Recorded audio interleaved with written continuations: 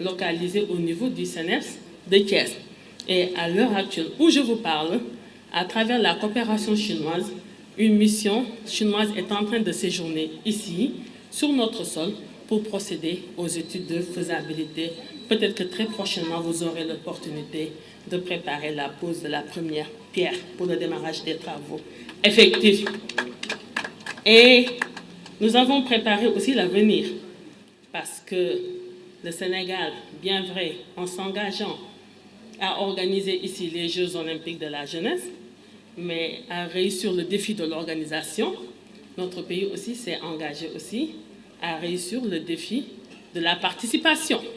Parce qu'on ne va pas seulement se contenter à organiser, à réussir l'organisation, mais aussi nous voudrons que, à la fin de cet événement de si grande envergure, que nous puissions aussi figurer au niveau des tableaux des médailles et de la façon la plus honorable. Et c'est pourquoi, c'est ce qui nous a conduit, n'ayant pas trouvé un plan de préparation des athlètes bien articulé, cohérent, à mon arrivée, immédiatement, et avec l'entreprise des différents directeurs techniques nationaux, et évidemment aussi avec le consentement des présidents de fédération, nous avons très tôt élaboré et mis en place un plan de préparation de nos athlètes engagés pour les Jeux olympiques de la jeunesse. Et c'est ce qui nous a permis d'avoir 1 milliard de francs CFA inscrits dans le budget de 2025, articulés autour de certains postes budgétaires, y compris les bourses aux athlètes, de même qu'aussi l'acquisition d'équipements généraux, d'équipements spécifiques, mais aussi de billets d'avion aussi pour les stages internationaux, etc. Et ce même montant aussi, nous l'avons aussi dans le budget de 2026, toujours dédié à la préparation de nos athlètes en vue des Jeux. Nous avons aussi, je dis nous, parce que je n'aime pas trop parler du jeu, une stratégie de propriété intellectuelle dans le sport, validée par l'Organisation mondiale de la propriété intellectuelle. Et tout à l'heure, je l'ai rappelé, la mise en service aussi de la chaîne sportive de la RTS. Et dans ce même esprit d'équité, j'ai essayé d'instaurer, messieurs, mesdames les présidents de fédération, je sais que ça ne suffit pas encore, mais j'ai essayé d'instaurer pour une véritable justice sportive, en introduisant un principe de proportionnalité dans l'attribution des budgets aux différents secteurs sportifs et que tous les sports sont d'égale dignité. Il n'y a pas de sport qui doit beaucoup plus bénéficier de crédits budgétaires que l'autre, tout en sachant que tout est destiné à la jeunesse sénégalaise. Et maintenant, désormais, les ressources sont réparties de manière rationnelle, transparente et équilibrée, en cohérence avec les besoins réels et les performances de chaque discipline. Car notre conviction est simple, quand chaque discipline sportive reçoit sa juste part, c'est toute la nation sportive qui s'élève. Et les résultats sont là pour en témoigner.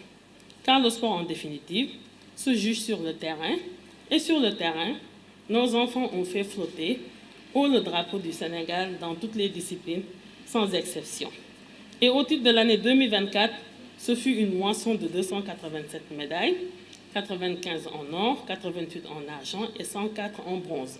En athlétisme, badminton, boxe, beach soccer, handisport, lutte, natation, sport boule, roller, taekwondo, tennis de table, viet-vo-dao et bien d'autres disciplines au niveau régional, africain et mondial. C'est vrai que souvent les acteurs, les populations ne voient que les médailles d'or au football, mais on a beaucoup de médailles au niveau des disciplines sportives.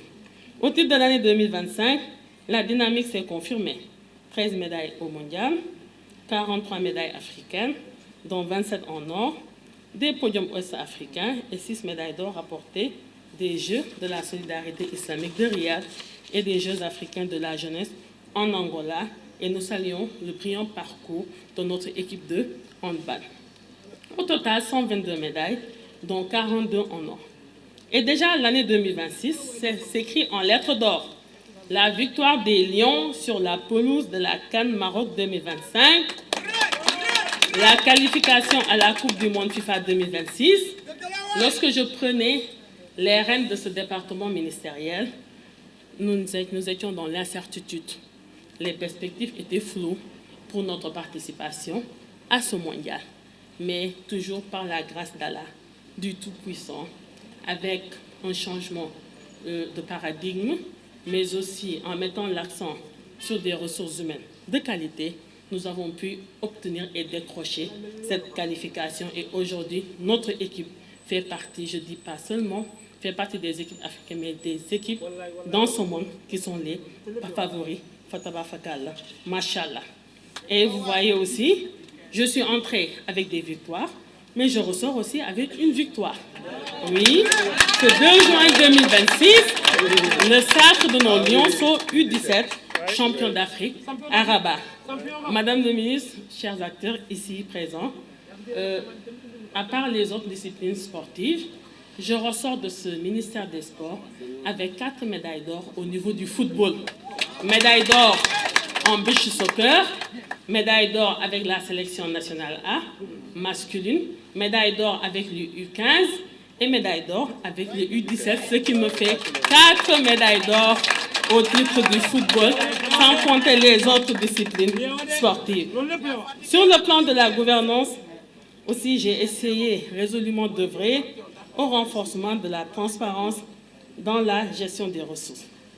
À cet égard, je vous en parlais tout à l'heure, la suppression des paiements en espèces au profit du virement bancaire à partir du trésor public, désormais généralisé pour les missions et les déplacements des délégations sportives, tant au Sénégal qu'à l'étranger, qui constitue une véritable avancée majeure et je plaide pour la consolidation de cette avancée. Cette mesure garantit une traçabilité intégrale des dépenses, sécurise les fonds publics et inscrit durablement notre administration dans une culture de reddition des comptes. J'ai aussi, au cours de mon magistère, commandité aussi plusieurs missions de vérification concernant certains services et concernant aussi la gestion de certains crédits, surtout dédiés aux compétitions internationales et notamment le football. Et parallèlement aussi, et dans le souci aussi de doter notre territoire d'infrastructures sportives, qui est conforme à la vision déclinée dans le projet, j'ai enclenché la réalisation de 25 plateformes multifonctionnelles sous la houlette de l'Agence de construction des bâtiments et édifices publics au titre de l'année 2025 sur budget propre. Et je pense aussi que c'est un cas d'école qui mérite quand même vraiment d'être souligné. Parce que dans la loi de finances initiale de 2025, on n'avait pas de dotation budgétaire pour réaliser 25 plateaux multifonctionnels. Mais c'est à la suite d'exercices que nous avons effectué techniques avec les techniciens du ministère des Finances et du Budget et avec les techniciens d'ici, que nous avons pu demander la réorientation de certaines lignes qui étaient dédiées au fonctionnement et dont les dépenses étaient non impactantes et superfétatoires. C'est à la suite de cela que j'ai demandé un réaménagement et en les réorientant vers le financement de ces 25 plateaux multifonctionnels à hauteur de 3 milliards de francs CFA. Et c'est ce qui nous a valu la confiance du ministère en charge des Finances avec ses collaborateurs pour avoir cette année 2026 une inscription budgétaire à hauteur de 8 milliards dédiée à la réalisation de plateaux multifonctionnels cette année, dont la liste des communes bénéficiaires est annexée dans le PV de passation de services. À ces acquis s'ajoute aussi le parachèvement d'infrastructures structurantes dédiées aux Jeux olympiques de la jeunesse que notre pays va abriter en cette fin d'année. Et oui, en prenant service en 2024, il n'y avait pas encore aucune infrastructure dédiée aux compétitions des Jeux olympiques qui étaient encore sorties de terre. L'accélération s'est opérée sous notre magistère. Et maintenant, je pense que là, nous pouvons quand même être optimistes que ces infrastructures, ces chantiers qui vont abriter les différentes compétitions des Jeux olympiques sont déjà prêtes. Il ne reste que les travaux de finition parce que j'ai procédé récemment à la réception avec monsieur le ministre en charge des infrastructures sportives, avec le ministre en charge des infrastructures. Et il s'agit notamment du stade Iba Mar Diop, la piscine olympique. Toutes ces réalisations témoignent de notre engagement à offrir à la jeunesse sénégalaise des équipements de niveau international. Madame le ministre, globalement, j'ai cité la lutte Mais la lutte, moi, je pense que ça a été une réforme phare de ce mandat, ainsi que le code du sport. Parce que le secteur qui est financé principalement par le budget de l'État, et nous tous sommes convaincus que les seules ressources publiques ne suffisent pas pour financer le sport. Si on voit déjà le taux de notre population jeune, et si aussi nous voyons aussi les défis auxquels nous sommes confrontés. Et là, Madame la ministre, avec ce code du sport, dont les décrets d'application sont déjà élaborés, il suffit juste de convoquer un comité technique en vue de leur finalisation.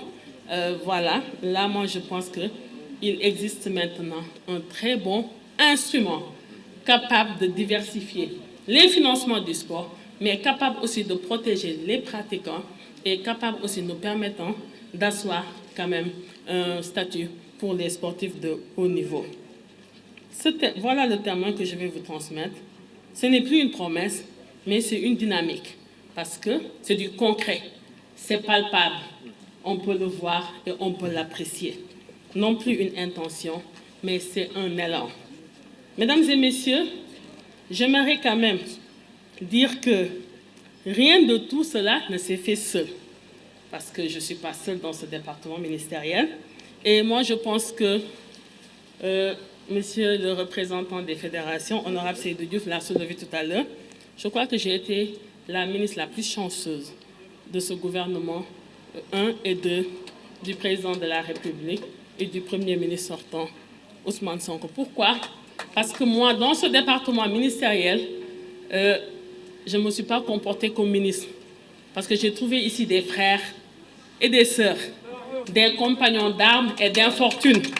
Parce que pour la plupart d'entre eux, j'ai cheminé avec eux à l'Université Gaston Berger de Saint-Louis. Et pour la plupart d'entre eux aussi, j'ai cheminé avec eux. Nous avons partagé les couloirs de l'INSEPS où nous avons tous suivi là-bas nos formations de cadres dédiés à ce secteur. Et c'est peut-être ce qui a fait que pendant 2 ans, ce que les hommes n'ont pas fait pendant 20 ans, 10 ans, moi, dame, j'ai pu le faire.